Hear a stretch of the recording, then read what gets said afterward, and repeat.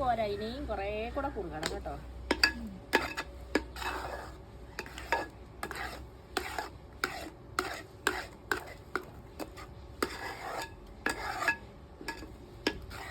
ഇങ്ങനെ എടുത്ത് കഴിച്ചു കഴിഞ്ഞാലും നല്ല ടേസ്റ്റാണ്. ഈ ഒരു പരുവത്തിൽ നമുക്കെടുത്ത് കഴിക്കാനും നല്ല ടേസ്റ്റാണ് കേട്ടോ.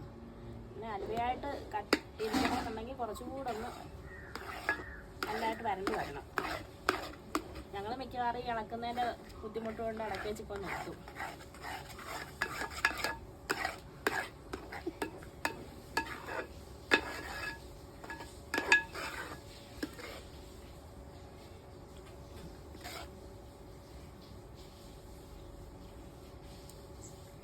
നല്ല ടേസ്റ്റായത് കേട്ടോ. നമ്മൾ വേറെ ഏതൊരു അലുവ കഴിക്കുന്നതിനെക്കാട്ടിലും എനിക്ക് ഇഷ്ടപ്പെട്ടിട്ടുള്ളതായത് കേട്ടോ. ഇങ്ങനെ ഒന്ന് ഉണ്ടാക്കി നോക്ക്.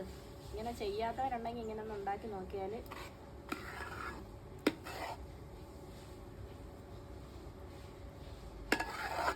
തനി കൂവപ്പൊടിയും നമ്മുടെ ശർക്കരയും നെയ്യും മാത്രമേ ഉള്ളൂ. പിന്നെ ചില ഏലക്കായും കൂടെ മാത്രമേ ഇട്ടിട്ടുള്ളൂ.